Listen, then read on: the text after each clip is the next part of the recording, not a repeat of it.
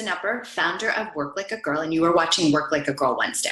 So today we're going to talk about how to make and manage time. I know a lot of us feel as though there are not enough hours in the day, or maybe we start off in a place where we feel like we have all the time in the world to accomplish what we need to accomplish, and then suddenly it's 4 o'clock and we still have 30 things left to do, and we're scrambling and not able to leave the office until 8 or 8:30 at night. So I want to share some strategies that have worked for me. If they help you, fantastic. I hope that you'll incorporate them into what you do. But if not, that's fine as well. You can just leave them on the table. But one of the big game changers for me was incorporating both my professional and my personal calendar. In my last corporate job, I really wanted to keep those worlds separate. It was a very George Costanza mentality of a Kristen divided cannot stand.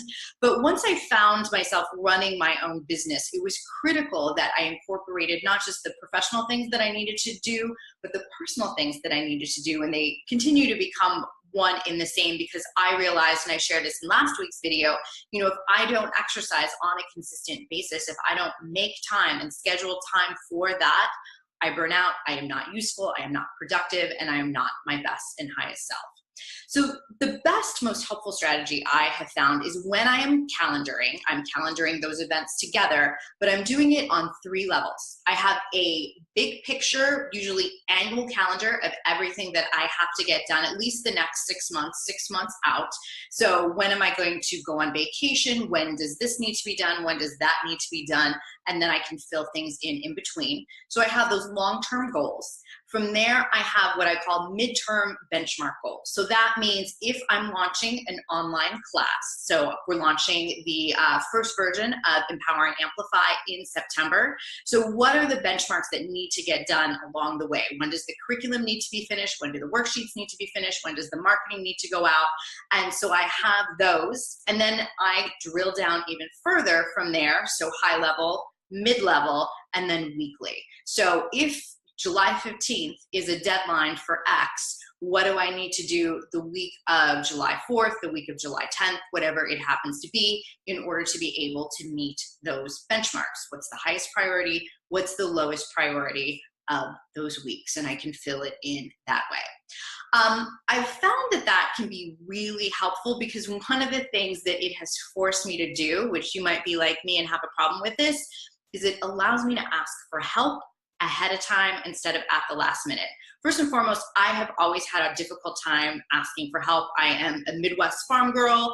I was born in Chicago, raised on a farm in Indiana, and I definitely grew up with a bootstrapping mentality of being very independent. There was no such thing as being overly independent and just doing it yourself.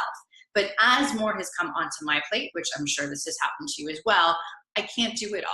And I have to ask for help, and I have to delegate, and I have to make sure that I have people that I can trust with these activities. So being able to, hire somebody for marketing, which I've done recently, has been incredibly helpful, because I know someone is going to get done with the technical back end that I can't even say it. I don't like it. I don't want to do it. It doesn't serve me because I'm not utilizing my strengths and my time wisely. So someone who loves it, fills them up, they're great at it, and then I pay them accordingly.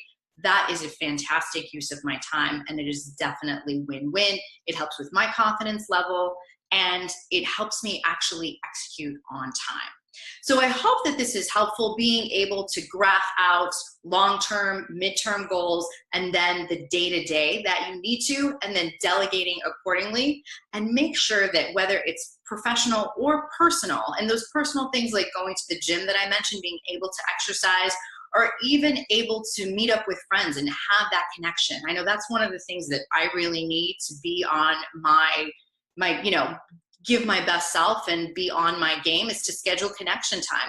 So making sure that I do see friends for coffee or dinner or whatever it happens to be, and then putting it in ink and making sure that it happens. It might sound like a luxury to some people, but it's actually not. It's really a saving grace that helps expand time and can give a creative reboot to your week or your month.